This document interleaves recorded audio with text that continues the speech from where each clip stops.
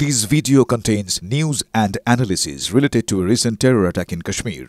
The content may include sensitive visuals and discussions that could be distressing to some viewers. Viewer discretion is advised. We strongly condemn all forms of violence and terrorism. The purpose of the content is solely to inform and create awareness based on verified reports. Top quality और consistent performance के लिए सिर्फ silver pump नाम याद रखना। বেশ কিছু গুরুত্বপূর্ণ খবর আসছে আপনাদের জানিয়ে রাখি। জম্মু কাশ্মীরে তল্লাশি জারি জঙ্গিদের খোঁজে। কিশতওয়াড় জেলায় নিরাপত্তা বাহিনী ও পুলিশের যৌথ অভিযান। কিভাবে এই যৌথ অভিযান এগিয়ে চলেছে ধাপে ধাপে জানবো। আমাদের প্রতিনিধি সুজয় আমাদের সঙ্গে রয়েছেন সরাসরি। সুজয়, দেখো তন্নিষ্ঠা, প্রায় দুদিন হয়ে গেল যে জঙ্গিদের সঙ্গে একদিকে সেনা এবং অন্যদিকে জম্মু কাশ্মীরের পুলিশের যে স্পেশাল অপারেশন গ্রুপ তাদের চলছে, তাদের লড়াই চলছে, লাগাতার গুলির লড়াই চলছে, দুদিন ধরে চলছে। এবং দুদিন আগেই পুলিশের কাছে অর্থাৎ জম্মু কাশ্মীর পুলিশ এবং সেনার কাছে গোপন সূত্র মারফত খবর আসে যে কিশতওয়াড় জেলায় বেশ কয়েকজন জঙ্গি গা ঢাকা দিয়ে রয়েছে, তাদের কাছে অত্যাধুনিক অস্ত্রশস্ত্র রয়েছে। সেই তথ্য আসার পর সেনাবাহিনী এবং পুলিশ যৌথভাবে তল্লাশিতে নামে এবং দুদিন ধরে এই অভিযান চলছে। প্রশ্ন এখানে যে গত দুদিন ধরে এই জঙ্গিদের হাতে কত অত্যাধুনিক এবং কত অস্ত্র সামগ্রী, শুধুমাত্র অস্ত্র নয়, কার্তুজ থাকলে, গুলি থাকলে তারা টানা সেনা এবং পুলিশের সঙ্গে এরকম লড়াই চালিয়ে যেতে পারে। এখান থেকেই প্রতিরক্ষা বিশেষজ্ঞ যারা রয়েছেন তারা মনে করছেন যে যারা জঙ্গির বেশে সেখানে সেনা এবং পুলিশের সঙ্গে লড়াই করছে তারা আসলে পাক প্রশিক্ষিত সেনাবাহিনীর কোনো কর্মকর্তা হতে পারে বা পাকিস্তান যে সেনা তাদের কাছ থেকে ট্রেনিং নিয়ে আসা, তাদের কাছ থেকে অস্ত্রশস্ত্র নিয়ে আসা, অত্যাধুনিক অস্ত্র নিয়ে আসা যারা সেনায় কর্মরত ছিল। কারণ এর আগেও আমরা দেখেছি যে পেহেলগাম জঙ্গি হামলা, সেখানেও এই পাক সেনায় কর্মরত যারা ছিল তাদেরকে জঙ্গি হিসাবে পাঠানো হয়েছিল। এখানেও কিশতওয়াড় জেলায় যে লড়াই চলছে সেখানে পাক সেনার হয় প্রশিক্ষিত অথবা কর্মরত কাউকে জঙ্গি হিসেবে পাঠানো হয়েছে ভারতীয় সেনার সঙ্গে লড়াই করার জন্য, যেটা তারা পেরে উঠছে না। ফলে তাদের যে ভান্ডার, সেই ভান্ডার ক্রমশ ফুরিয়ে আসছে এবং ক্রমশ কিন্তু সেনা তাদেরকে সব দিক থেকে ঘিরে ফেলছে। জম্মু কাশ্মীর পুলিশের স্পেশাল অপারেশন গ্রুপ তারা সব দিক থেকে ঘিরে ফেলছে এবং যে কোনো মুহূর্তেই তাদের নিকেশ করা হতে পারে বা তাদের হাতে নাতে পাকড়াও করা হতে পারে, সেই খবরও কিন্তু আসছে। ফলে এটা অত্যন্ত গুরুত্বপূর্ণ যে পেহেলগাঁও জঙ্গি হামলার পর থেকে সেনা এবং পুলিশ যেখানে যেখানে জঙ্গিদের লুকিয়ে থাকার খবর পেয়েছে সেখানে তারা নিকেশ করেছে, তাদেরকে অস্ত্রসহ গ্রেফতার করা হয়েছে, গোলা বারুদ সহ গুলিসহ গ্রেফতার করা হয়েছে। এক্ষেত্রেও কিন্তু সেটা দেখার কিছু সময়ের অপেক্ষা, তার কারণ দুদিন হয়ে গিয়েছে। তাদের হাতে যতই ভান্ডার থেকে থাক, যতই গুলি বা অত্যাধুনিক অস্ত্র থেকে থাক, সেই ভান্ডার কিন্তু ক্রমশ ফুরিয়ে আসছে। ফলে যেভাবে তাদেরকে ক্রমশ ঘিরে তাদেরকে ছোট জায়গার মধ্যে নিয়ে আসা হচ্ছে, তাতে কিন্তু যে কোনো মুহূর্তে সেনা এবং পুলিশের সাফল্যটা আসার অপেক্ষা করছে। বেশ, নজর রাখুন সুজয়, অনেক ধন্যবাদ। আরো একবার আপনাদের জানিয়ে রাখি যে সম্ভাবনার কথা উঠে আসছে বা যে প্রশ্নের জায়গা থাকছে সেটা হচ্ছে গোটা এলাকা ঘিরে ফেলা হয়েছে। দুদিন ধরে চলছে এই অপারেশন ত্রাসী। গত 22 এপ্রিল পেহেলগাঁওয়ে পর্যটকদের উপর হামলার পরেই জঙ্গিদের খোঁজে অভিযান শুরু হয়েছে। প্রশিক্ষণ ছাড়া সেনার সঙ্গে দুদিন টক্কর সম্ভব কি? প্রশিক্ষিত পাক সেনাকর্মীরাই কি জঙ্গির ছদ্মবেশে? এই সব প্রশ্ন ঘুরপাক খাচ্ছে। জঙ্গিদের খোঁজে জম্মু কাশ্মীরে তল্লাশি জারি। কিশতওয়াড় জেলায় নিরাপত্তা বাহিনী ও পুলিশের যৌথ অভিযান। এলাকায় জঙ্গি লুকিয়ে থাকার খবর পেয়ে তল্লাশিতে নামে সেনা পুলিশ। গতকাল জঙ্গিদের সঙ্গে গুলির লড়াই চলে বাহিনীর। গোটা এলাকা ঘিরে ফেলা হয়েছে বলে এখন অবধি খবর পাওয়া যাচ্ছে। জঙ্গি ছদ্মবেশে কারা? জঙ্গি ছদ্মবেশে জম্মু কাশ্মীরের সেনারা নয় তো? এই প্রশ্নই ঘুরপাক খাচ্ছে। কারণ দুদিন ধরে লাগাতার আমাদের প্রশিক্ষিত সেনা ভারতীয় সেনার সঙ্গে টক্কর ওরা দিচ্ছে। সব অস্ত্রশস্ত্র রয়েছে, অত্যাধুনিক অস্ত্রশস্ত্র রয়েছে। কিভাবে? এখানে এই প্রশ্ন বারবার করে। কর্নেল রাজেন্দ্র ভাদুরী আমাদের সঙ্গে রয়েছেন এই মুহূর্তে। কর্নেল ভাদুরী, আমার একটা প্রশ্ন এখানে, আমরা জানি যে কিশতওয়াড়ে তল্লাশি চালাচ্ছে বাহিনী এবং পুলিশ।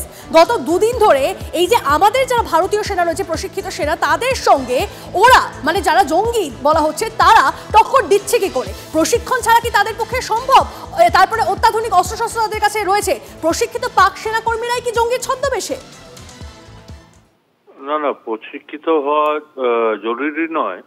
কারণ মানে পাক সেনার লেভেলে মানে সোলজার্স লেভেলে প্রশিক্ষণের দরকার নেই, কিন্তু এরা সবাই তো ওপার গিয়ে মানে ওয়েপন্স ট্রেনিং আর অন্য রকমের ট্রেনিং নিয়ে আসে, এটা তো জানাই আছে। আর এরা যে হাইড আউটে থাকে বা যে পজিশনে থাকে, এদের একটা ট্যাকটিক্যাল অ্যাডভান্টেজ থাকে, মানে ডিফেন্ডারের একটা ট্যাকটিক্যাল অ্যাডভান্টেজ থাকে। পার্টিকুলারলি জঙ্গলস আর মাউন্টেন্সে। তো ওটার এরা অ্যাডভান্টেজ নেয়। আর যেহেতু আমরা এক্সাক্ট লোকেশন জানি না কোথায় আছে, তো সেই জন্য ওই অ্যাডভান্টেজ, সারপ্রাইজের অ্যাডভান্টেজটাও ওদের কাছে থাকে। প্লাস অন্য রকমের মোটিভেশন আছে একটা, সেইটার একটা অ্যাডভান্টেজ আছে। তো এই সব মিলিয়ে 2-3 দিন, 24 ঘন্টা, 48 ঘন্টা রেজিস্ট করার ক্যাপাবিলিটি এদের মধ্যে থাকে। ওকে, আপনার বক্তব্য স্পষ্ট, অনেক ধন্যবাদ। ভারত পাক সীমান্তে অতন্ত্র প্রহরায় বিএসএফ। সীমান্তের ওপার থেকে কোনো রকম উস্কানি দেওয়া হলে যোগ্য জবাব দেওয়া হবে, হুঁশিয়ারি বিএসএফ। ऑपरेशन सिंदूर में न सिर्फ भारतीय सेना बल्कि बीएसएफ की भी अहम भूमिका रही है। पाकिस्तान की तरफ से अंतर्राष्ट्रीय सीमा पर सीज फायर का उल्लंघन किया गया तो बीएसएफ ने पाकिस्तान को करारा जवाब दिया। इस वक्त मैं मौजूद हूं अखनूर सेक्टर में और तस्वीरों में आप देख सकते हैं कि बीएसएफ की जो जवान है, ऑफिसर है, वो किस तरीके से हमारी सीमाओं की सुरक्षा में लगे हुए हैं। हम पूरी तरीके से बॉर्डर पर अलर्ट हैं और ऑपरेशन सिंदूर के दौरान भी हम पूरा अलर्ट थे और हम अभी भी बिल्कुल अच्छे से अलर्ट हैं और अच्छे से पूरा ड्यूटी कर रहे हैं। हम दुश्मन को मुंह तोड़ जवाब देने की हम क्षमता रखते हैं। ऑपरेशन सिंदूर के दौरान जवानों का बहुत ज्यादा मुराल अप था और उसके दौरान कोई भी जवान ऐसा नहीं सोचा कि हमें क्या करना है, वो मुंह तोड़ जवाब देना और फायर का जवाब फायर से दिया। पाकिस्तान का सियालकोट इलाका है। सूत्र बताते हैं कि इस इलाके में जैश, लश्कर, हिजबुल के कई आतंकी लॉन्च पैड्स हैं जिनको भारी नुकसान जो है वो बीएसएफ ने पहुंचाया है। 26 से 30 आतंकियों को ढेर किया गया है। न सिर्फ पाकिस्तानी रेंजर बल्कि पाकिस्तान के रेगुलर जो आर्मी है वो भी इन इलाकों में थी जब बीएसएफ ने इनको करारा जवाब दिया। पाकिस्तान डर गया और उसके बाद सीज फायर की गुहार भारत से करता रहा। लेकिन यही वो देश की आन बान और शान बीएसएफ के जवान हैं जिन्होंने पाकिस्तान को मुंह तोड़ जवाब दिया। और अभी भी बॉर्डर पर आप देखिए कि किस तरीके से अलर्ट है। कैमरा पर्सन अनुदीप शर्मा के साथ अंकित भट्ट, TV9 भारतवर्ष के लिए, भारत पाकिस्तान अंतर्राष्ट्रीय सीमा, अखनूर सेक्टर से। আর একটা ব্রেকিং নিউজ দিয়ে আপনাদের, উত্তরপ্রদেশে ধৃত পাক চর তুফেল সম্পর্কে চাঞ্চল্যকর তথ্য। তুফেলের সঙ্গে সম্পর্ক রয়েছে এক পাক সেনা জওয়ানের স্ত্রীর। তুফেলের ফোনে মিলেছে 600-র বেশি পাকিস্তানি নাম্বার।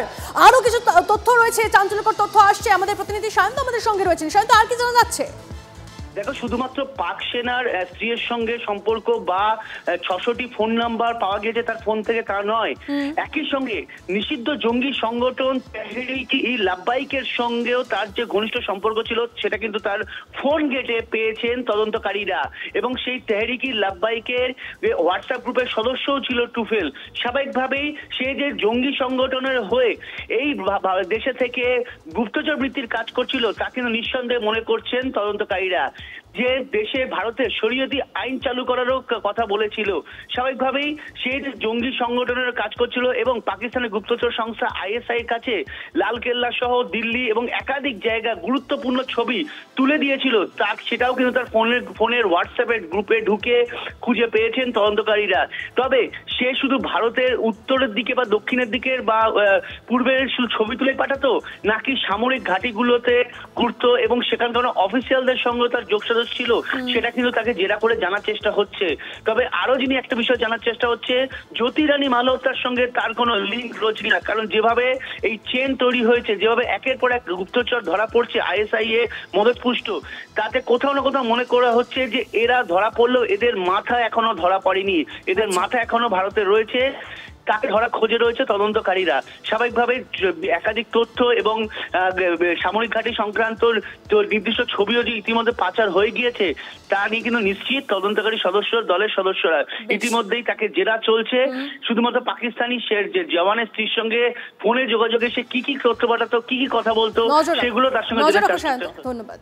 ক্লাস 10 ও ক্লাস 12 এর পরীক্ষা শেষ, রেজাল্ট আউট। এরপর কি পড়বেন, কোথায় পড়বেন, সুলুক সন্ধান এখন হাতের মুঠোয়। TV9 বাংলা এডুকেশন এক্সপো 2025, কলকাতার সবচেয়ে বড় এডুকেশন এক্সপো। ডিগ্রি না ডিপ্লোমা, কোন কোর্স করবেন, কিভাবে প্ল্যান করবেন নিজের ক্যারিয়ার, সব প্রশ্নের উত্তর একটাই। TV9 Bangla education expo.